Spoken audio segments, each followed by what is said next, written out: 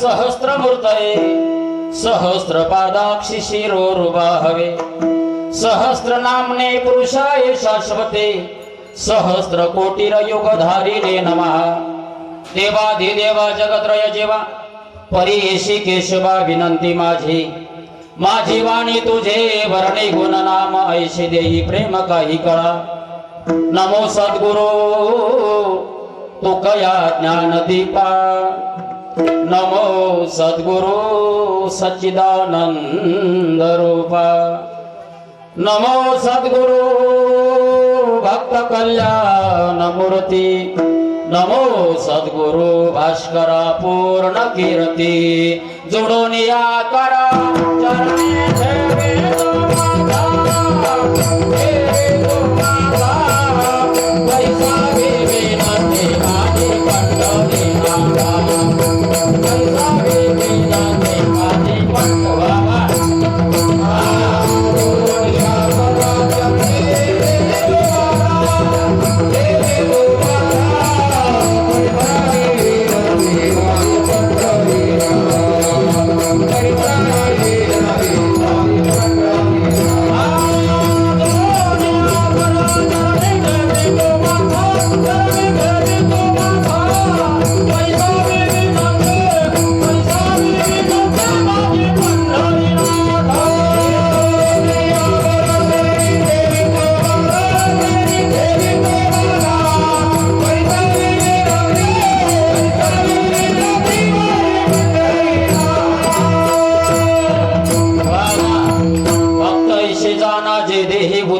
गेले आशा पाश निवारोनी विषय तो त्यांचा झाला नारायण नावडे जनधन माता पिता प्रस्तुत प्राप्त प्रसंगी कीर्तन रूपी भगवत सेवेसाठी घेतलेला अभंग विश्वसंत जगद्गुरु तुकोबाराय यांचा 4 चरणांचा उत्कृष्ट असा अभंग असून या अभंगाद्वारे जगद्गुरु तुकोबाराय भक्त कुणाला म्हणतात ते सांगतात आणि त्या भक्तांची लक्षणं सांगतात विठाला विठाला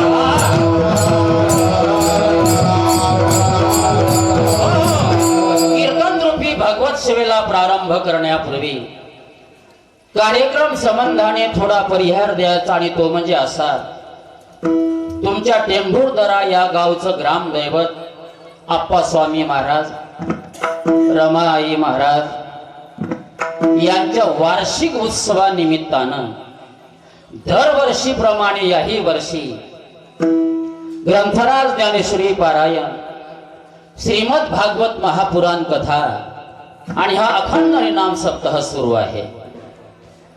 आणि या सप्ताहाचा आजचा दुसरा दिवस आणि ही दुसऱ्या दिवसाची कीर्तन रूपी भगवत सेवा समस्त ग्रामस्थ मंडळी, कार्यकर्ते मंडळी, भजने मंडळी सर्वांच्या वतीनं माझ्याकडे आलेली आहे.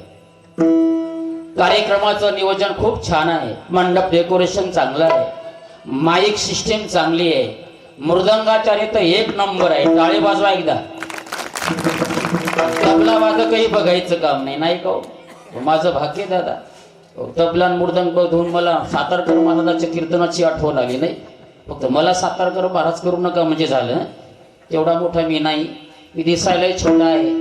मला कोणी महाराजच म्हणत नाही. माझी तब्येत अशी उत्पत्ती पैलवान असल्यामुळे लोक महाराज कोणाला म्हणतात आणि कोणाला मोठा महाराज म्हणतात. ऐका, ज्या महाराजाकडे 3 गोष्टी तो महाराज लय मोठा. त्या 3 गोष्टी कोणत्या ऐका. पहिली गोष्ट बॉडी, गपक्याच्या गपक्या महाराज पाहिजे.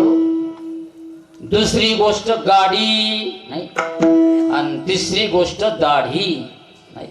या 3 गोष्टी ज्या महाराजाकडं, मग त्याचा हरिपाठ का पाठ नसे ना, तो महाराज लय मोठा.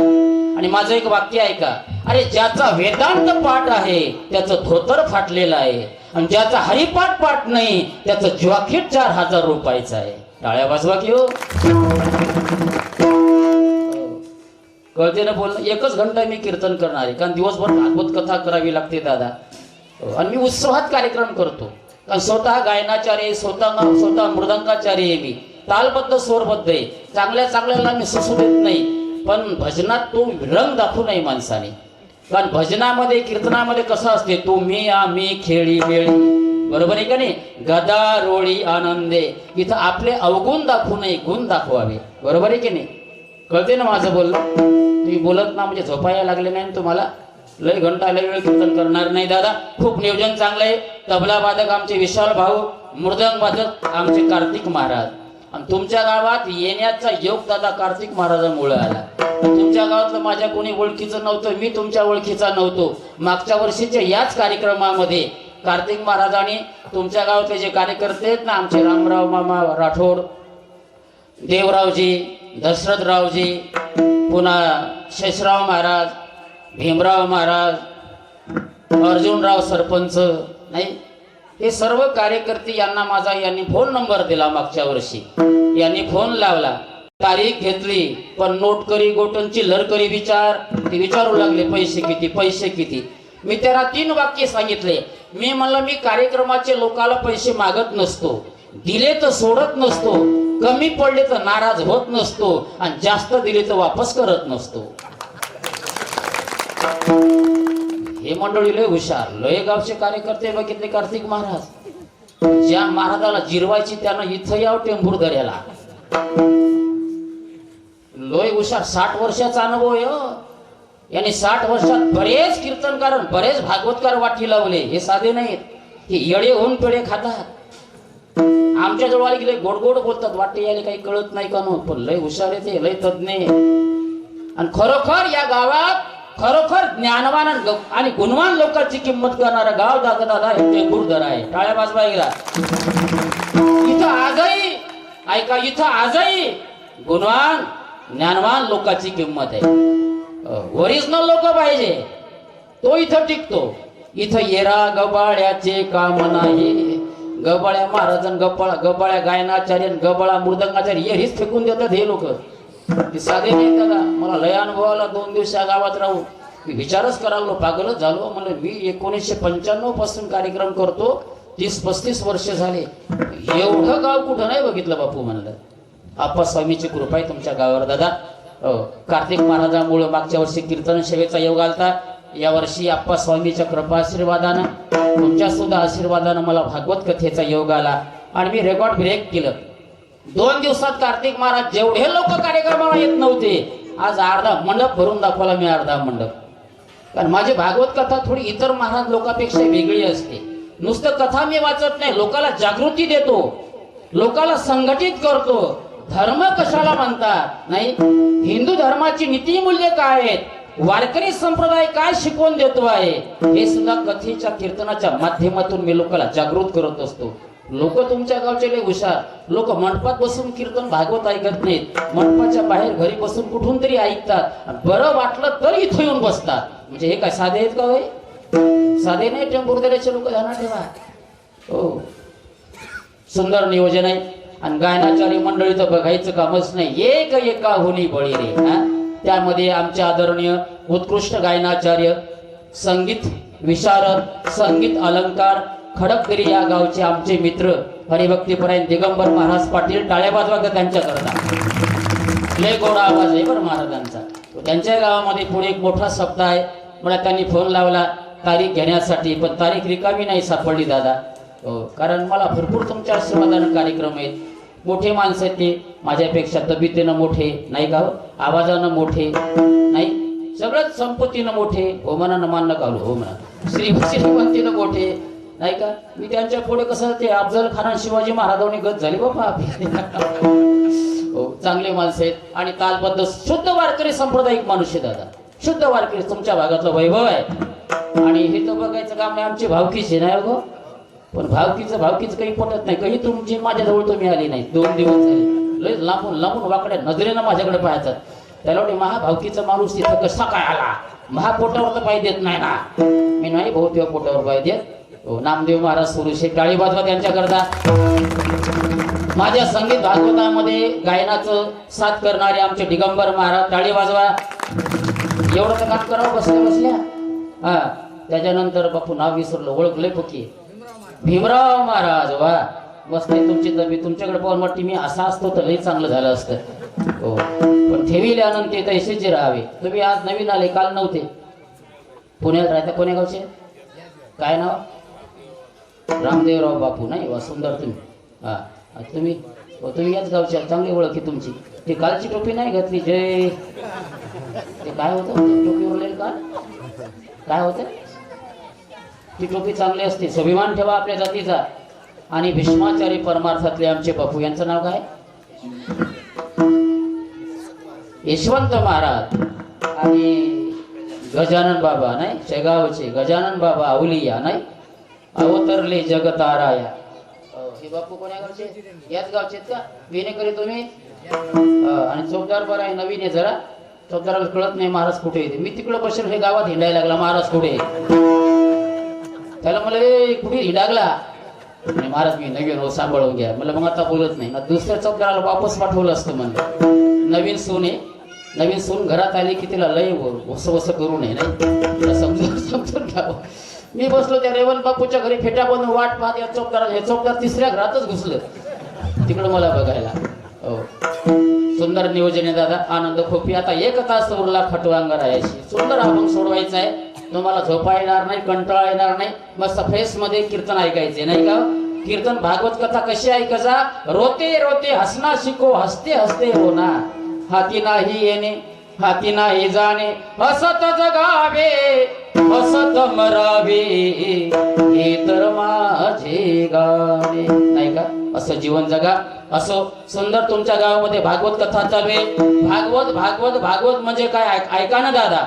भागवत म्हणजे जागवणारे तत्व असून ते सर्व जगाला तारू शकते. ज्याप्रमाणे जलशुद्धीकरण केंद्रात प्रक्रिया करून जल शुद्ध केलं जाते, त्याप्रमाणे भागवत कथा श्रवण केल्यामुळं मनाची शुद्धता होते. या जगात तुम्हाला हाडाचा, मेंदूचा, घशाचा आणि शरीरातील प्रत्येक अवयवांचा तज्ञ डॉक्टर मिळेल, परंतु कुप्रवृत्तीने पेटलेल्या मनाला यातील कोणताच तज्ञ डॉक्टर इलाज करू शकत नाही. विलाज जर कोणता असेल तर फक्त आणि फक्त भागवत कथा श्रवण. आणि म्हणून जगद्गुरु तुकोबाराय एका अभंगामध्ये म्हणतात की बाय बापांनो, तुम्ही मानवाच्या जन्माला आला ना, मग 2च ग्रंथाचं श्रवण करा आणि एका देवाचं चिंतन करा. गीता